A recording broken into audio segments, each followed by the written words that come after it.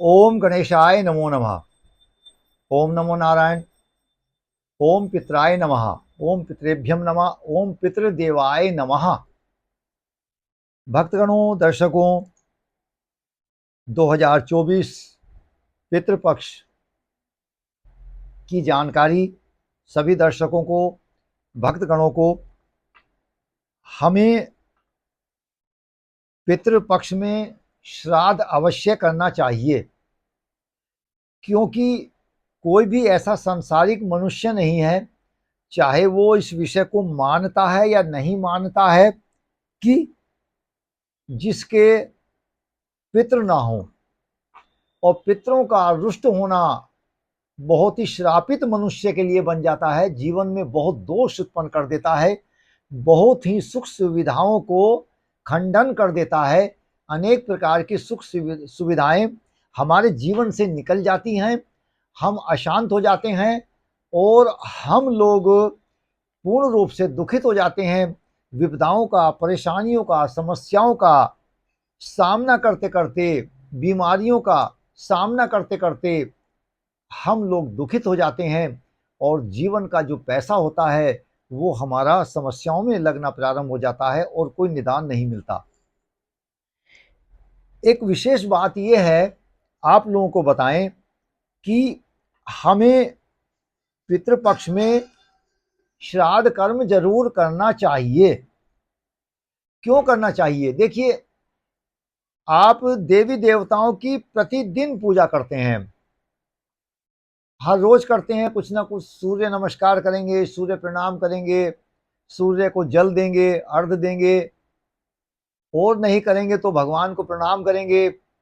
धूप बत्ती का आप प्रज्वलित करेंगे, दीपक प्रज्वलित करेंगे, और नहीं करेंगे तो आप हाथ जोड़ेंगे। इसके अतिरिक्त में अगर कुछ भी नहीं करना है, जो आपके इष्ट हैं आप उनका ध्यान करेंगे। या और एक विशेष विषय, अगर आपको समय बिल्कुल नहीं मिलता है पूजा पाठ का, या आप नहीं करते, तो कम से कम जो आपके गृह का जो मंदिर है, जो पूजा स्थल है गृह के अंदर में, उसको आप प्रणाम करके हाथ जोड़कर तो आप जरूर निकलते होंगे। इसलिए मेरा कहना यह है आप लोगों से कि आप लोग बिल्कुल किसी भी देवी देवता की पूजा करते हैं, समय कितना देते हैं ये आपके ऊपर निर्भर है, लेकिन आप करते होंगे, करते हैं। आप भगवान का नाम तो लेते ही हैं। आप जब अपने बेड पर, आप बिस्तर पर बैठते हैं तब लेते हैं, जब उठते हैं तब लेते हैं, या आपको जब डकार आती है तो ओम शब्द तो आप कह ही देते हैं, चुटकी बजा देते हैं कई बार, तो भगवान का ध्यान करते हैं। तो क्या कभी सोचा है कि आप पितरों का भी ध्यान करते हैं, पितरों का भी नाम लेते हैं?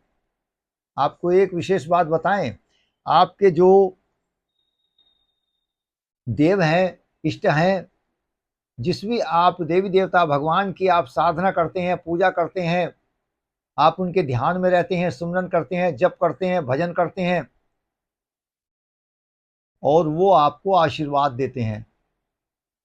भगवान कभी भी किसी को श्राप नहीं देते।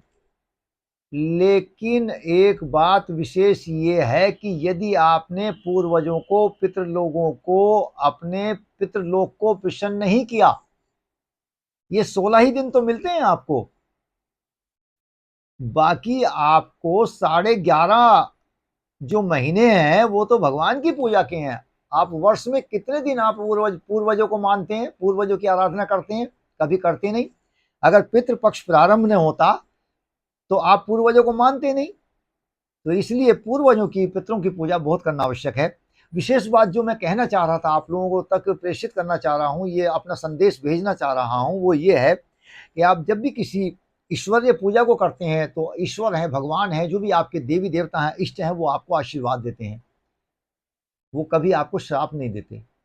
लेकिन अगर पूर्वजों की पूजा नहीं की तो वो श्राप भी दे देते हैं। जहाँ तो प्रसन्न होते हैं लेकिन श्राप भी दे देते हैं, और आप श्रापित हो जाते हैं तो आपके कार्यों में बाधा आ जाती है। और ये भी आपके भगवान हैं, परम पिता हैं, सबके पिता जो होते हैं, परम पिता, उनके पिता, उनके पिता, उनके पिता, उनके पिता, परम पिता भगवान हो गए, प्रभु हो गए, परमात्मा हो गए। आप इनको भूले हुए हैं। घर का ईश्वर भूल गया तू तीर्थ करता चल चल के। इसलिए आप लोगों को ये देवों का, पूर्वजों का, पितरों का आह्वान नित्य प्रति करना चाहिए, आपको तर्पण करना चाहिए। नित्य प्रति आपके यहाँ श्राद्ध कर्म किसी दिन है या नहीं है आपके पूर्वजों का, लेकिन आप स्नान करते करते गीले वस्त्र से ही आप एक 2 लोटे जल लेकर उसमें चावल, काला तिल, जौ मिलाकर लोटे में डाल के, इस तरह के लोटे में डाल के, और उसमें काला तिल, जौ, चावल थोड़ा सा डालिए और दाहिने हाथ में लोटे को पकड़िए, ऐसे करके यहाँ डालिए अंगूठे के पूरी उंगलियों के बीच में, ऐसे करके जल को डालना है, क्योंकि ये पितरों का स्थान होता है। ये जो स्थान है हमारा पितरों का है, लेफ्ट में, बाएं हाथ में, वाम अंग में। और एक विशेष बात, जब भी आप तर्पण करें तो वो जल तुलसी में नहीं जाना चाहिए, गंदे स्थान पर नहीं जाना चाहिए, बिल वृक्ष में नहीं जाना चाहिए, और आपका शमी वृक्ष में नहीं जाना चाहिए, केले में नहीं जाना चाहिए, केले के कदली वृक्ष में, और पीपल के वृक्ष में भी नहीं जाना चाहिए, किसी शुष्क जगह में जाना चाहिए, ऐसा कुछ। और इसके बाद में, क्योंकि ये नारायण का जल है, हमारा जो पूर्वज है पितृलोक इस समय सूर्य लोक में आ जाता है, पृथ्वी के पास में होता है, इसलिए सूरज को जल दिया था। नारायण है, जितने भी तीर्थ स्थल हैं जो नारायण, जहां पर भी मुक्ति दिलाई जाती है अपने पूर्वजों को, पितरों को, वो नारायण की ही जगह है। जैसा कि देखिए आप बद्री नारायण में, गया जी में विष्णुपद मंदिर, और जहां जहां भी ये मंदिर है वो नारायण के ही मंदिर हैं, इसलिए नारायण की पूजा की जाती है।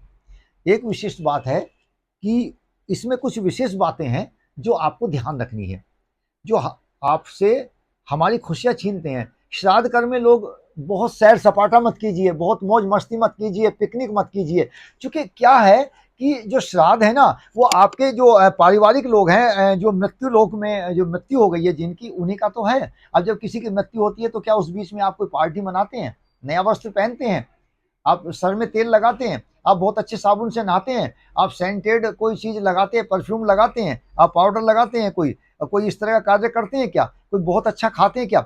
इस 16 दिन में आप बहुत अच्छे से सुनिए, शांत रूप से बहुत ही सात्विक भोजन करना है। ये नहीं कहीं बाजार में सैर सपाटा कर रहे हैं, नई वस्तुएं खरीद रहे हैं, नया कोई इसमें कोई कार्य नहीं होता है, ये तो सबको पता है। नया वस्त्र खरीदना नहीं है, पहनना नहीं है, आप उन्हीं के स्मरण में रहिए। और दूध का भी आप जो है प्रयोग उपयोग कम से कम कीजिए, उसमें हल्दी या केसर मिलाइए। अगर आप दूध को पीने की आदत है, बच्चों को दूध देना है, उसमें बोर्नविटा दे दीजिए, कोई और चीज दीजिए, आप केसर मिलाइए, हल्दी दीजिए, थोड़ा उसका रंग जो कलर जो है उसको थोड़ा बदल लीजिए।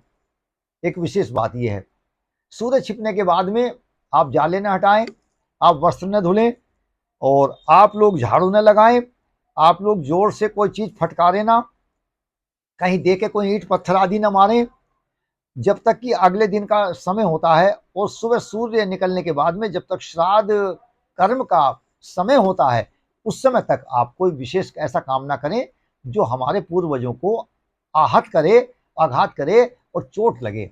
ये बहुत विशेष बात है, ध्यान की बात है। अच्छा, इसमें कुछ चीजें खान पान का आप ध्यान रखेंगे, सात्विक रहेंगे, परिवार में रहते हुए परिवार से अलग रहेंगे, और आप पूर्णतः अच्छे से उनको याद करेंगे। नित्य प्रति आप 2 लोटे जल देंगे। जितने भी जेंट्स लोग हैं घर के अंदर में, वो इस कार्य को करेंगे, पूर्वजों का ध्यान करेंगे, और प्रतिदिन जिसका जैसे जैसे श्राद्ध है, कर्म है, उसको आप करेंगे।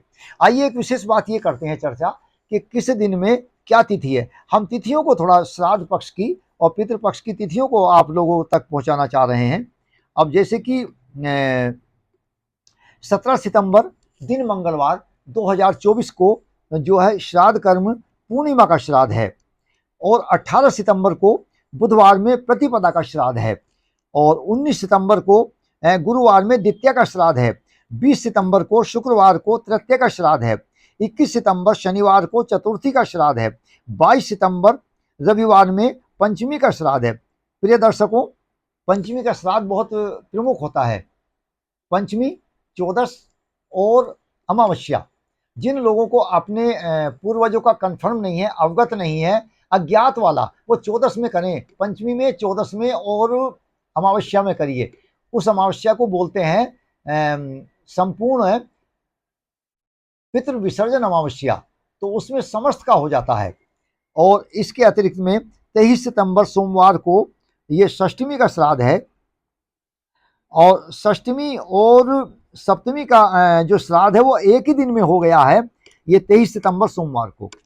और उसके अलावा फिर बाद में तत्पश्चात 24 सितंबर को मंगलवार को अष्टमी का श्राद्ध है, 25 सितंबर बुधवार में नौमी का श्राद्ध है, 26 सितंबर गुरुवार में दशमी का श्राद्ध है, और 27 सितंबर शुक्रवार को एकादशी का श्राद्ध है।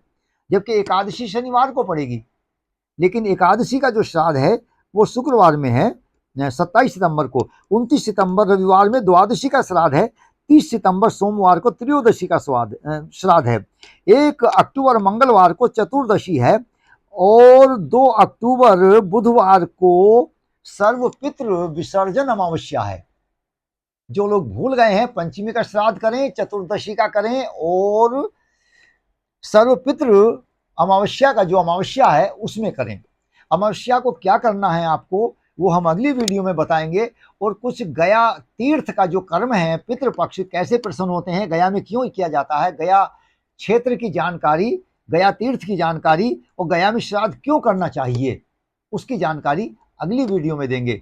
इस वीडियो को हम यहीं पर समापन करते हैं। प्रिय दर्शकों, अगली वीडियो में पुनः भेंट करेंगे। तब तक के लिए इस वीडियो को विराम देते हैं। ओम नमो भगवते वासुदेवाय नमः। ओम सर्वपितृ देवाय नमः। पितृभ्यम नमः। पितृदेवाय नमः। ओम नमो भगवते वासुदेवाय नमो नमः।